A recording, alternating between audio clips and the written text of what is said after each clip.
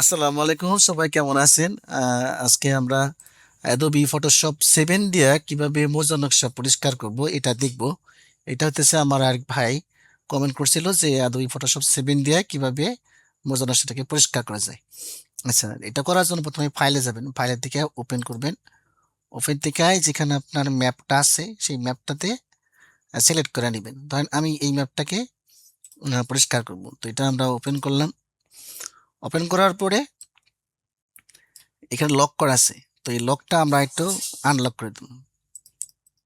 Unlock করে আমরা ওকে দিলাম। ওকে দেওয়ার পর কন্ট্রোল জে দিয়ে একটা ডুপ্লিকেট কপি করে নিলাম। এরপর আমরা এখানে দেখেন চ্যানেল আছে, এই চ্যানেলে যাব। এই চ্যানেল থেকে এখানে আপনার সিলেক্ট করবেন। এখানে 4টা অপশন আছে, তো আপনার যেটা ভালো লাগে, যেখানে আপনার অন্ধকার বেশি থাকবে, ঠিক আছে, রেড, গ্রিন, ব্লু। এই যে ব্লুতে দেখেন বেশি ডার্ক দেখায়, ঠিক আছে। তো আপনি সিলেক্ট করে নেবেন, কারণ সব নকশা একরকম আসবে না, এক একটা একরকম আসবে। তো এখানে রেড দিলে একটু একটু হোয়াইট কালার বেশি দেখা যায়, গ্রিন দিলে একটু হালকা হোয়াইট দেখা যায়, এবং ব্লু দিলে একটু ডার্ক দেখা যায়। যেটা ডার্ক দেখা যাবে আমরা ওইটাকে সিলেক্ট করবো। তো এর সিলেক্ট করার জন্য কি করবেন, সিলেক্ট করার পরে এটাকে ড্রাগ করে নিয়ে এই যেখানে আছে দেখেন একটা নতুন লেয়ারে এখানে ছেড়ে দিবেন, যেখানে দিয়ে একটা ব্লু কপির নামে নতুন লেয়ার তৈরি হয়ে গেছে। এখন এটা সিলেক্ট থাকা অবস্থায় কিবোর্ড থেকে চাপবেন কন্ট্রোল এল। কন্ট্রোল এল মানে লেবেল, এটা কন্ট্রোল এল দিয়ে চাপ দিয়ে আনতে পারবেন, অথবা আপনার এই যে এখানে আছে ইমেজ, ইমেজ থেকে অ্যাডজাস্টমেন্ট থেকে এই যে এখানে লেবেল আছে, এই যে লেবেল, এই লেবেল এখানে চাপ দিলে এখানে চলে আসবে। আচ্ছা, তাহলে এখানে আমরা কন্ট্রোল এল দিয়ে লেবেলটা আনলাম। আনার পরে এই যে এখানে এই পাশে দেখেন ডান পাশেরটা, এই ডান পাশেরটা একটু এই কালারের দিকে নেবেন। হ্যাঁ, আবার এই বাম পাশেরটা একটু এই দিকে আনবেন। দেখবেন যে ভিতরে আমাদের যে অংশগুলো আছে সেগুলো পুরোটা সাদা হয়ে যাবে। আমরা এটা আরো এদিকে নিয়ে যাই, আরো এদিকে নিয়ে দেখেন কি পুরোটা কিন্তু সাদা হয়ে গেছে, ঠিক আছে। এটা আরো সাদা হয়ে যেতেছে। হ্যাঁ, একটু আস্তে আস্তে করে এটা নাড়াচাড়া করে কাজ করবেন। হ্যাঁ, তাহলে দেখবেন যে আপনার নকশার ভিতরে যে যাবতীয় অংশগুলো আছে সেগুলা ডিলিট হয়ে যাবে। এবার এটাকে আমরা ওকে দেব। ওকে দেওয়ার পরে এই যে দেখেন এই সার্কেলে একটা ডট আছে, এই ডট পয়েন্টটা সিলেক্ট করুন। সিলেক্ট করার পরে আমরা এই যে আরজিবি মোড আছে, আরজিবি মোডে চলে যাবো। আরজিবি মোড থেকে সিলেক্ট করা অবস্থায় আমরা আবার লেয়ারে চলে যাব। লেয়ারে চলে যাওয়ার পর এখানে আমরা জাস্ট কিছুই করতে হবে না, ডিলিট প্রেস করে দেবেন। ঠিক আছে, দেখেন যে নকশার ভিতরে যে অংশগুলো ছিল সেগুলো কিন্তু এখন আর নাই। তো আমরা একটা নতুন লেয়ার তৈরি করব, একটা সলিড কালার দিয়ে। হ্যাঁ, লেয়ার লাগবে না, আমরা একটা হোয়াইট কালারের সলিড কালার দিলাম। এটা উপরে আছে, এটা টান দিয়ে নিয়ে আমরা এখানে নিচের দিকে নিয়ে আসলাম। এটা জুম করি।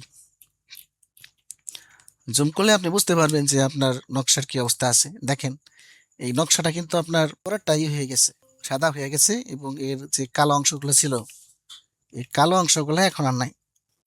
আমরা একটু বেশি করে জুম করে নিলাম, বেশি করে জুম করলে দেখেন। আর এই যে বাইরের দিকে যেটা হালকাই আছে, হালকা যে আপনার এই দাগগুলো আছে এগুলো আমরা এখন সরাবো। দেখেন কি করি, এই যে এই দাগগুলো আমরা এখন সরিয়ে দেবো।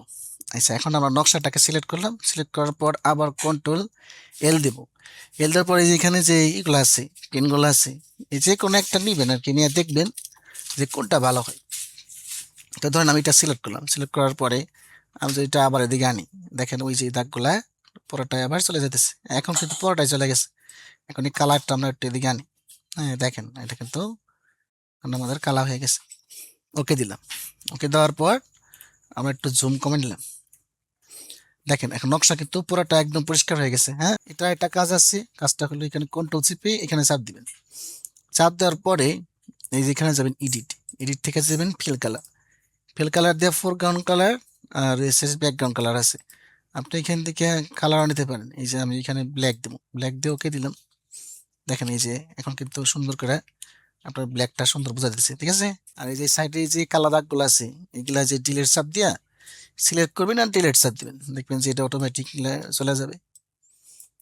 যে ডিলেট চাপ দিবেন, ডিলেট চাপ দিলে এগুলা ডিলেট হয়ে যাবে। এই দেখেন আমার কিন্তু নকশাটা এখন পুরোটা সাদা হয়ে গেছে। পিএনজি মোড আছে, তাই না? পিএনজি মোড থাকলে কিন্তু আপনার ব্যাকগ্রাউন্ডটা নাই, এই যে ব্যাকগ্রাউন্ড পুরোটা একদম ক্লিয়ার হয়ে গেছে। তো এখন আপনি যদি যে কোনো ধরনের পেপার, অর্থাৎ হোয়াইট পেপার বলেন, ইয়েলো পেপার বলেন, যে কোনো পেপারে আপনি প্রিন্ট করতে পারবেন। তো ধন্যবাদ সকলকে। আজকে আলোচনায় আমরা খুব সুন্দর করে বোঝাইলাম যে কিভাবে আদবি ফটোশপ দিয়ে ওজন নকশা পরিষ্কার করবেন। অনেকের কাছে হয়তো আদবি ফটোশপের আপডেট ভার্সনটা নাই, ঠিক আছে? অনেকে এখন আপনারা এই আদবি ফটোশপ 7 ইউজ করেন, তো এটা দিয়ে এভাবে ইউজ করলে আপনারা উপকৃত হবেন আশা করি। তো ধন্যবাদ সকলকে। আজকে ভিডিওটি ভালো লাগলে আপনার চ্যানেলটি সাবস্ক্রাইব করবেন এবং ফেসবুকে বেশি শেয়ার করে দিবেন। আর কোথাও যদি বুঝে না থাকেন তাহলে আমাকে কমেন্ট বক্সে কমেন্ট করবেন। ধন্যবাদ সকলকে।